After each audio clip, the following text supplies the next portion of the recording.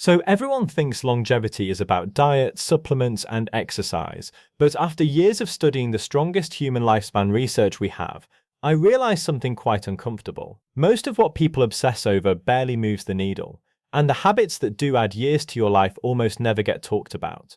So today I'm breaking down the 7 hidden longevity hacks backed by real human science, and at the end I'll reveal the single strongest predictor of how long we will live, and it isn't what you think. The thing is, I spend my life at the very end of disease, heart attacks, strokes, organ failure, but I study in my spare time what causes them decades earlier. What you're about to hear doesn't come from influences, it comes from population-level data, long-term cohort studies, and what actually predicts who makes it into their 80s, 90s, and beyond. These habits quietly compound over decades, and most people never see them coming. I'm Dr. Alex. I'm an emergency medicine doctor, and after nearly 10 years on the AANDE front line, watching what ruins people's health, I'm now creating systems to help you perform, think, and live like the top 1%. Starting at number 7, and this one gets completely misunderstood. Most people think exercise means gyms, sweat, and discipline. When someone talks about getting healthy, the image that appears is someone running on a treadmill or lifting weights in a CrossFit box. That's the cultural narrative we've built around physical activity. But when you actually look at the longest living populations on Earth, the places where people routinely reach 100 years old, something doesn't quite add up. They don't run marathons, they don't lift heavy, they don't have gym memberships or structured training blocks, and yet they consistently outlive us in the UK by 10 to 20 years. So what's happening? Well, the answer is something called NEAT, non-exercise activity thermogenesis. That's the technical term for all of the movement you do that isn't structured exercise. Things like walking to the shops, bending down to pick something up, standing up while cooking, gardening, carrying your washing, cleaning. These micro movements create a metabolic baseline that most modern humans have completely lost. In Okinawa, Japan, which is one of the original blue zones, people don't sit in chairs, they sit on the floor. That means every time they stand up, they're performing a bodyweight squat. They do this 30, 40, 50 times a day without even thinking about it. And that's thousands of reps per year, all without a single gym membership. The science behind this is actually quite profound. When you engage in low-level movement throughout the day like this, you activate something called EMPK, or impact activated protein kinase. Now, this is a cellular energy sensor that switches on fat oxidation, improves insulin sensitivity, and triggers mitochondrial biogenesis. Essentially, what this means is your cells start building more energy factories. You're not burning huge amounts of calories in 1 hour at the gym. You're gently signaling to your metabolism to stay active for 12 to 14 hours a day.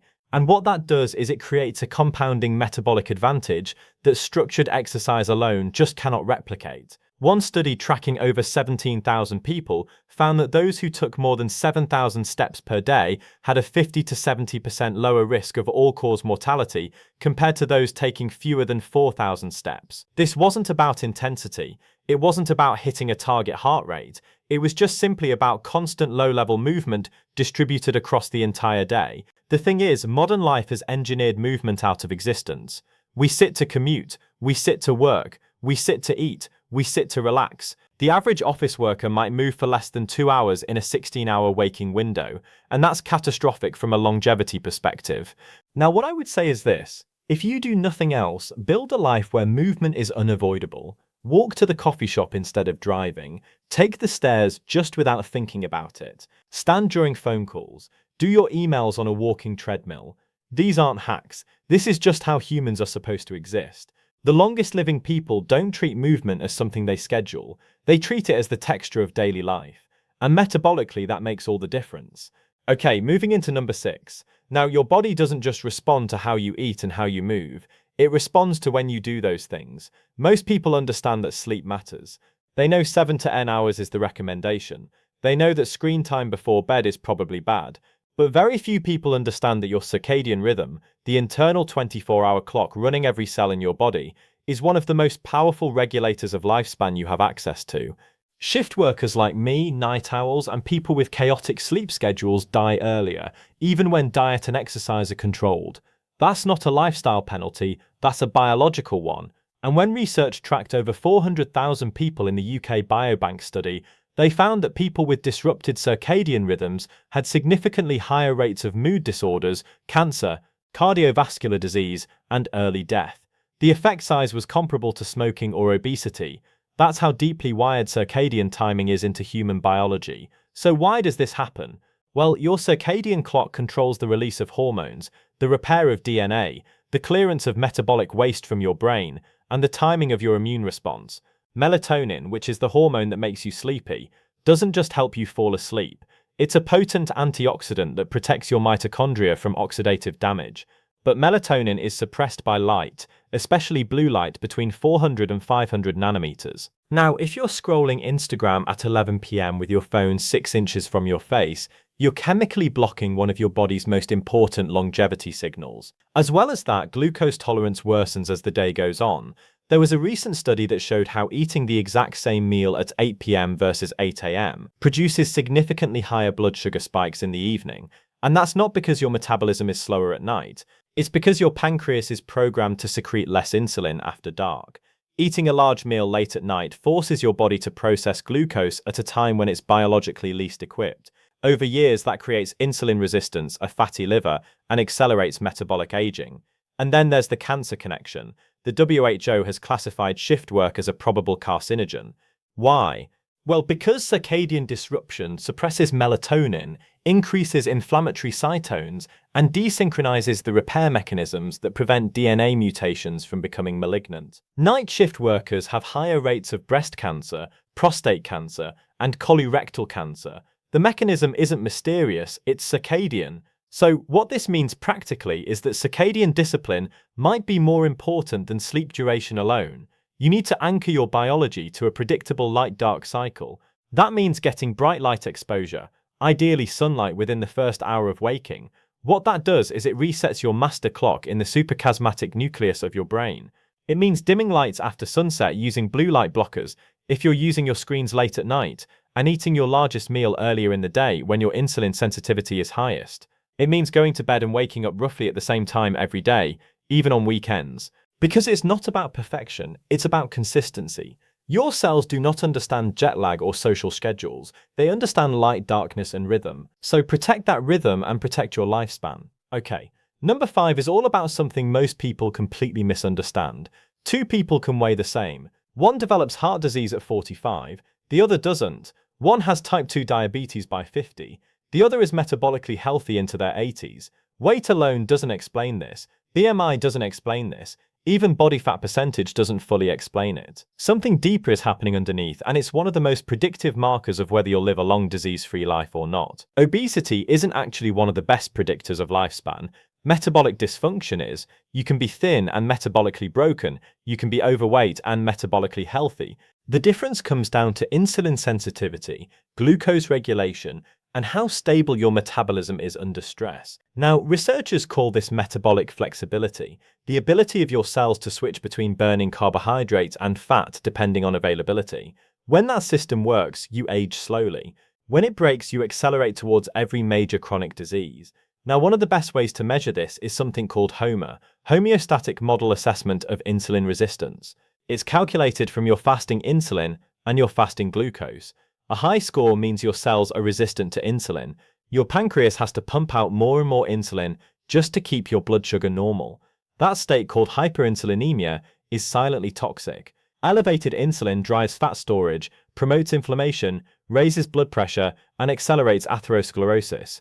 It's one of the earliest detectable signs of metabolic disease, often appearing 10 to 20 years before diabetes is even diagnosed. Now, a study following 3,000 people for more than a decade found that those in the highest quartile of insulin resistance had more than doubled the risk of cardiovascular death compared to those in the lowest quartile, even after adjusting for weight, cholesterol, and blood pressure.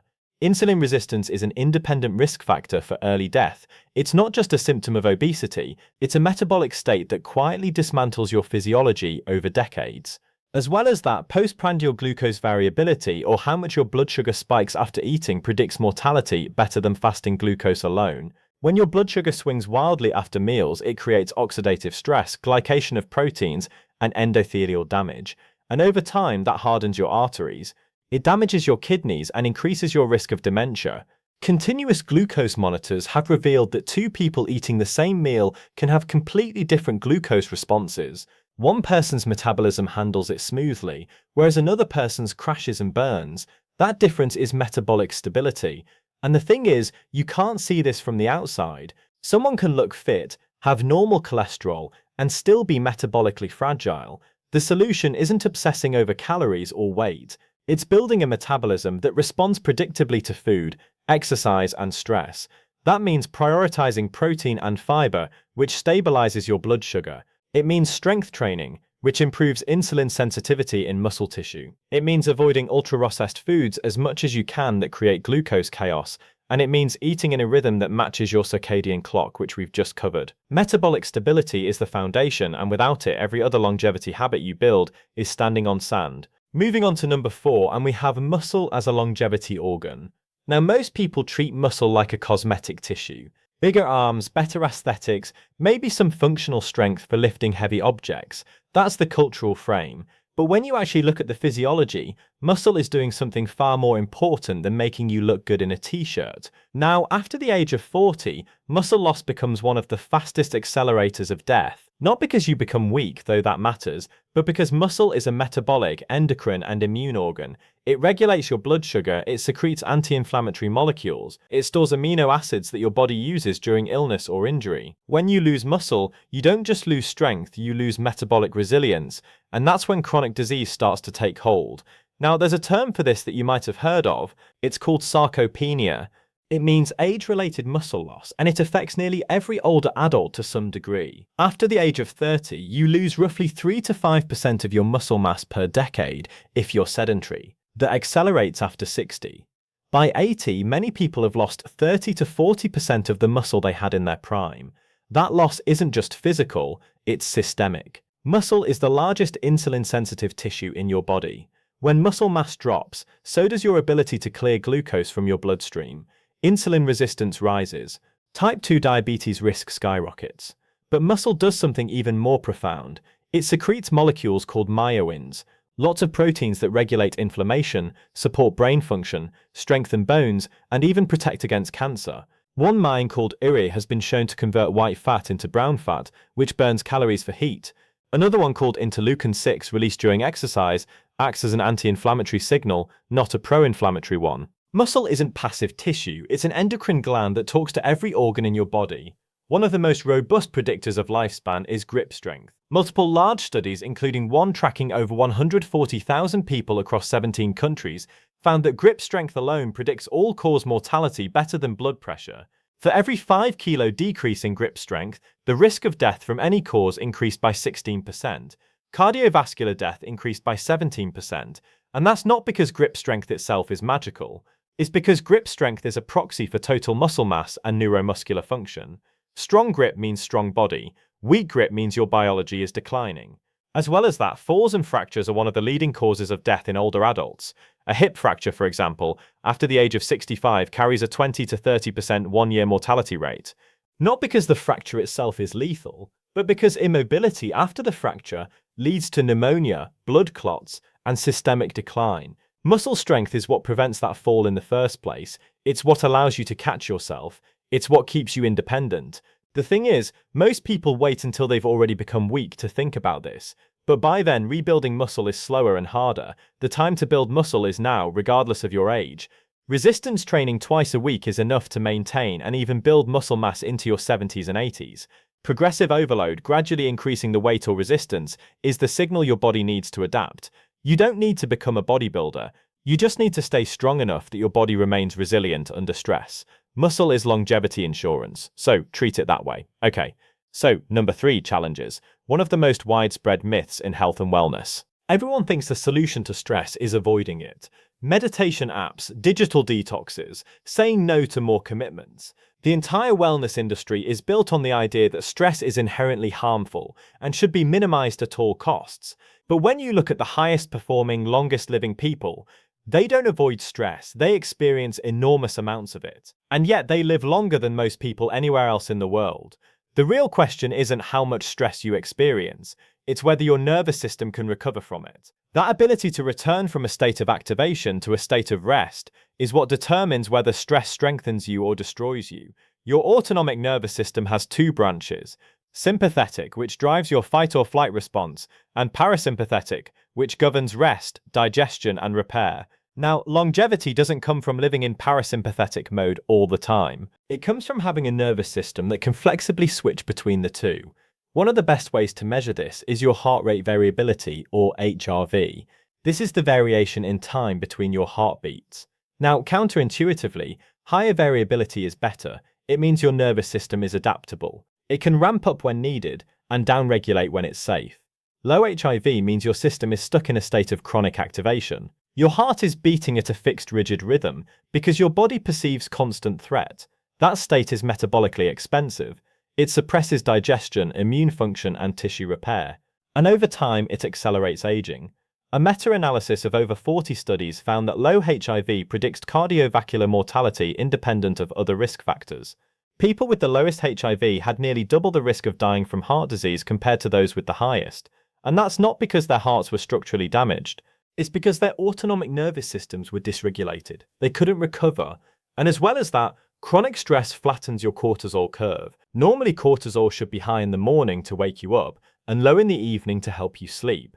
That circadian rhythm is healthy, but chronic stress disrupts it. Cortisol stays elevated throughout the day and night. That state, which we call allostatic load, increases inflammation, impairs immune function, and accelerates cellular aging. Researchers measuring telomere length, a marker of biological age, have found that people with chronic stress have significantly shorter telomeres, equivalent to 10 years of additional aging. So what does nervous system recovery actually look like? Well, it's not just about relaxation. It's about exposing yourself to acute stress and then giving your system the signal that the threat is over. Now, exercise is one of the most powerful tools for this. A hard workout activates your sympathetic system, your heart rate spikes, your cortisol rises, adrenaline floods your bloodstream, but when the workout ends, you cool down, your parasympathetic nervous system takes over, your heart rate drops, your breathing slows, digestion restarts. That cycle, the stress followed by recovery, trains your nervous system to be resilient. Breath work does the same thing. Deliberate slow breathing, especially exhaling longer than you inhale, directly activates the vagus nerve, which is the main parasympathetic highway in your body. Cold exposure works too. The shock of cold water triggers a massive sympathetic response, but as you adapt to it, your body learns to stay calm under stress.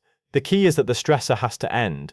Your system has to receive the all-clear signal. Without that, stress becomes chronic, and chronic stress is where all the damage happens. The longest living people aren't Zen monks who have never felt stress. They're people who experience stress regularly but recover from it quickly. They sleep well, they have downtime, they have rituals that signal safety. Your longevity isn't determined by how little stress you experience, it's determined by how fast you bounce back. At number 2, we're getting into something that operates completely beneath conscious awareness. Aging isn't driven by time alone, it's driven by biological friction. The slow, relentless accumulation of damage at the cellular level. You can be 30 years old and biologically inflamed. You can be 70 and have almost none of it. The difference is what scientists now call inflammaging, chronic low-grade inflammation that quietly dismantles your physiology over decades.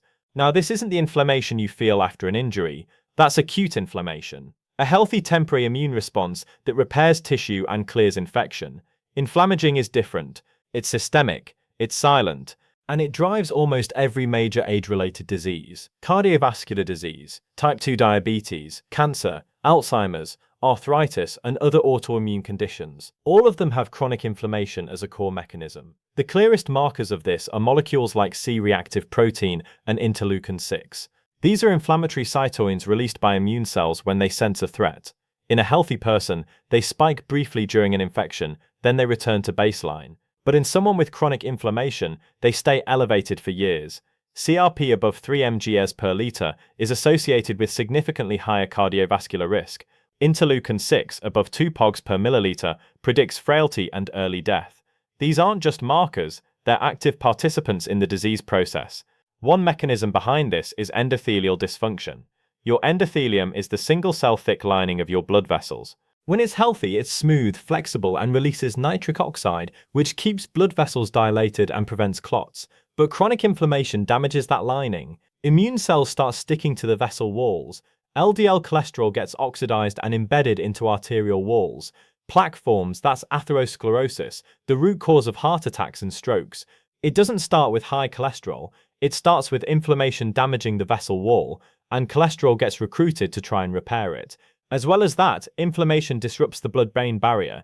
This is the protective layer that prevents toxins and pathogens from entering your brain. When chronic inflammation persists, that barrier becomes leaky. Inflammatory molecules enter the brain and activate microglia, the immune cells of the brain. Once activated, microglia start clearing away synapses, the connections between neurons. That's one of the mechanisms behind Alzheimer's disease. Amyloid plaques get all of the attention, but inflammation is what drives the destruction. And then there's the gut. Your gut lining is only one cell thick, and it's supposed to be selectively permeable, letting nutrients go through while keeping bacteria and toxins out. But poor diets, chronic stress, antibiotics, and even alcohol can damage that barrier, creating something called intestinal permeability or leaky gut. When bacteria and endotoxins leak into your bloodstream, your immune system goes on high alert, and that triggers systemic inflammation. Studies have shown that people with higher levels of circulating endotoxins have higher rates of metabolic disease, of depression, and early death. Now the thing is, you can't feel inflammation happening. There's no pain, there's no obvious symptoms. That's what makes it so dangerous. By the time the symptoms appear, things like chest pain, joint stiffness, or memory problems, the damage has been compounding for 20 or 30 years already. The solution isn't drugs, though statins and anti-inflammatories do have their place. The solution is controlling the inputs that drive inflammation in the first place. So what drives inflammation? Well, it's ultra-processed foods high in refined sugar and seed oils, chronic sleep deprivation, sedentary behavior, social isolation, chronic stress, obesity, particularly visceral fat which secretes inflammatory cytokines, poor oral health. Gum disease is a huge source of systemic inflammation, smoking and alcohol, environmental toxins. All of these inputs create a low-level immune activation that never turns off. And what suppresses inflammation? Well, it's whole foods, especially those rich in polyphenols and omega-3 fatty acids. Regular movement, strength training, quality sleep, stress recovery, deep social connection, which we'll come back to in a minute. Inflammaging isn't inevitable, it's a consequence of how you live. And controlling it might be the single most important thing that you can do to slow biological aging. Okay, so we've reached number 1, the single strongest predictor of how long you live. Now at this point, most people expect the final answer to be exercise, your diet, or maybe even sleep. Yes, now those things matter. But every major long-term human study, the kind that tracks thousands of people for decades, keeps landing on the same conclusion, and it shocks people every time. It did when I first watched that TED Talk that so many people have seen. The strongest predictive lifespan isn't what you eat. It isn't how much you exercise. It isn't even your genetics or your income or your education. It's the quality of your relationships. Specifically, is whether you feel deeply emotionally safe with the people around you. Not how many friends you have, not how often you socialize necessarily, but whether the relationships you do have make you feel seen, valued, and supported. This comes from the Harvard study of adult development, one of the longest-running studies in human history. It started in 1938 and has followed over 700 people and now their children for more than 85 years. The researchers measured everything: their diet, their exercise, cholesterol, blood pressure, genetics, career success, mental health. They tracked participants through wars, through marriages, divorces, career changes, illness, and then death. And when they analyzed all the data to find the single strongest predictor of who lived longest and healthiest, the answer was unambiguous. It was relationships. People who were more socially connected to family, to friends, and community lived longer and were happier and healthier than people who were isolated, and the effect size was staggering. Social isolation is as harmful to your health as smoking 15 cigarettes a day. It's worse than obesity. It's worse than physical inactivity. Loneliness doesn't just make you sad, it makes you sick and it shortens your life. So why does this happen? Well, the mechanisms are biological, not just psychological. When you feel socially isolated, your body interprets that as a survival threat.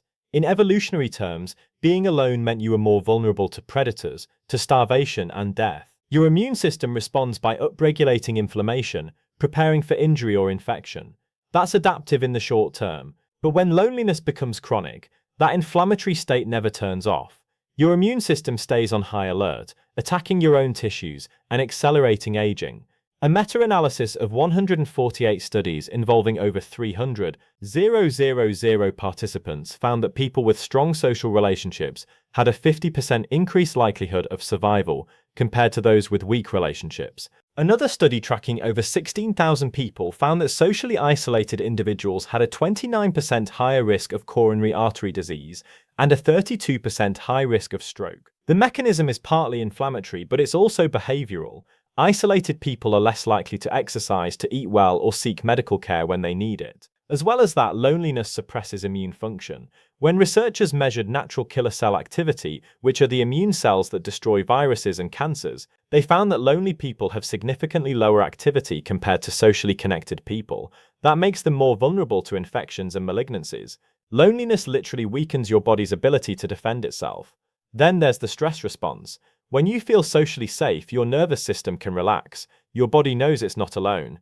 But when you feel isolated, your stress response stays elevated. Cortisol remains high. HRV drops. Sleep quality worsens.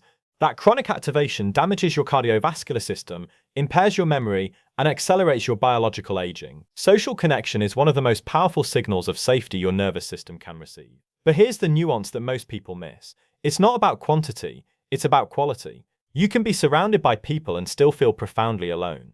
You can have hundreds of social media followers and zero real connection. What matters is whether you have at least one or two relationships where you can feel truly known, where you can be vulnerable, where you're not performing or hiding. The Harvard researchers found that people in high-conflict marriages had worse health outcomes than people who were single. A bad relationship is worse than no relationship. The thing is, modern life has engineered this out of existence. We live in separate houses, we commute alone, we work remotely, we order food instead of cooking together, we scroll instead of talking. The infrastructure for human connection has collapsed, and we're paying for it with our health.